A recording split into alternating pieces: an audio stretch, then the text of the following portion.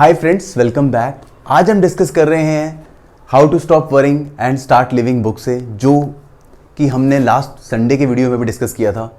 इसके अंदर हमने देखा था 3 step process how to solve any problem.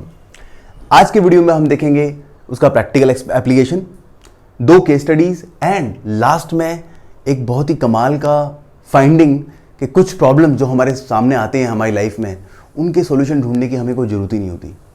So let's start the video. तो मिस्टर हेने जो यूएस के अंदर रहते थे, वो अल्सर पेशेंट थे। उनके स्टमक अल्सर था और लास्ट स्टेज पे था, जिसकी वजह से डॉक्टर्स ने उनको सिर्फ मिल्क बेस्ड डाइट दिया करते थे। उनका वेट बहुत ज़्यादा गिरने लगा था, बहुत ज़्यादा चिंता करने लगे थे वो, और हेने को रात को नींद भी नहीं आया करती थी। जिसकी वजह से एक दिन उन्होंने अपने एक डिसीजन लिया और फाइंड आउट करने की कोशिश करा कि स्टेप नंबर 1 कि प्रॉब्लम का वर्स्ट आउटकम यानी सबसे बुरा क्या प्रभाव पड़ सकता है मेरी जिंदगी पे। तो उन्हें उसका आंसर ढूंढने में बहुत ज़्यादा दिक्कत नहीं हुई, क्योंकि आंसर था डेथ।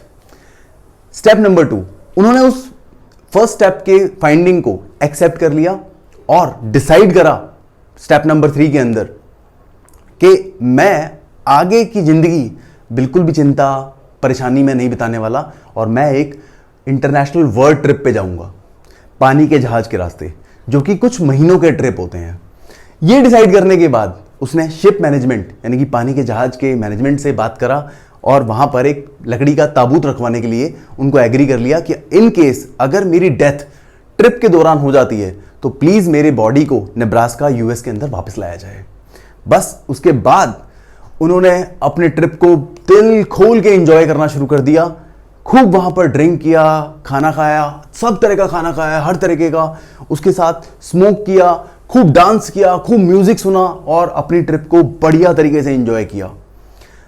डेथ और अल्सर तो जैसे कि उनकी वर्ड लाइफ के अंदर वर्ड्स ही नहीं थे, और उसके बाद trip by the end of the trip वो 40 किलो वेट गेन कर चुके थे। तो अब आप खुद समझ लीजिए कि कितना जरूरी है हमें अपने सॉल्यूशंस पे काम करना और प्रॉब्लम से बाहर निकलना।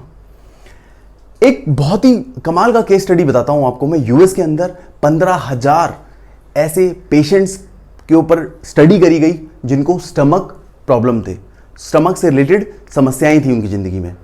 तो उनके सैंपल्स लेके रिपोर्ट्स तैयार करे गए, फिजिकल एग्जामिनेशन करा गया, और फाइंडिंग में ये पता चला कि 90% लोगों को कोई भी फिजिकल एलिमेंट नहीं है, किसी भी तरह का शारीरिक समस्या नहीं है, उनको बस मानसिक समस्याएं हैं, यानी कि स्ट्रेस, फियर, एंजाइटी, ये सब समस्याएं हैं, ना कि उनका स्टमक खराब है। एक और स्टडी के अंदर पता चला है कि 90% प्रॉब्लम्स, इनफैक्ट ये केस स्टडी तो आप अपने ऊपर भी अप्लाई कर लीजिए, आपको खुद ही आंसर मिल जाएगा।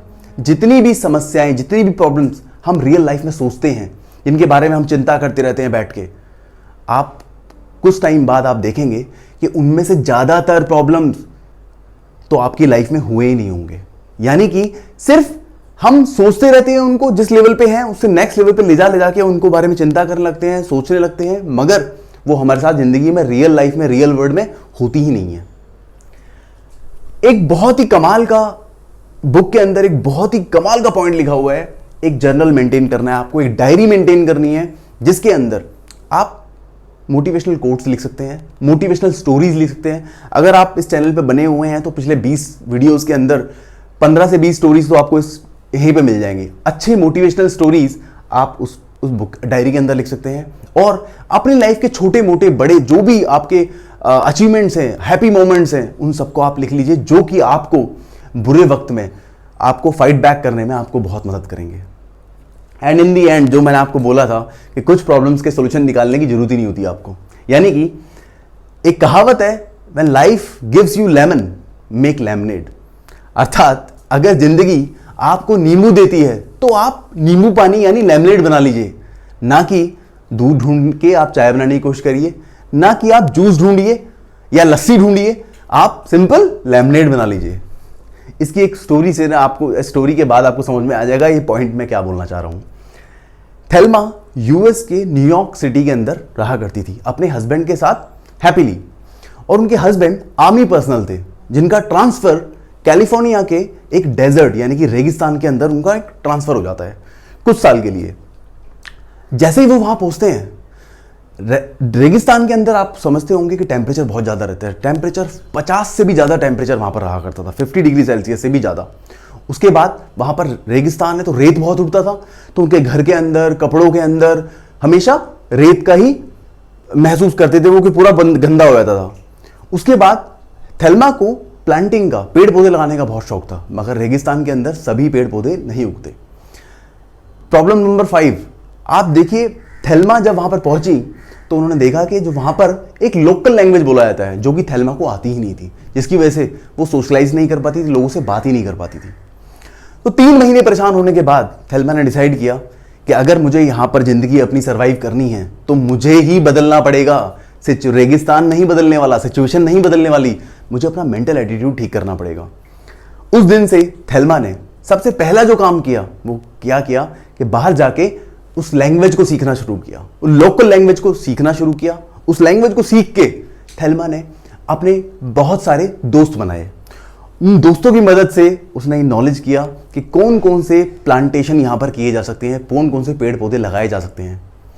उसके बाद वो वहाँ पर रुकी नहीं, उन्होंने पोएट्री स्टार्ट करी यानी कविता लिखना शुरू करा। उन्होंने बुक राइटिंग स्टार्ट किया यानी कि किताब लिखना शुरू करा, और एक किताब उनकी इतनी फेमस हो गई कि वो रातों रात सेलिब्रिटी बन गई।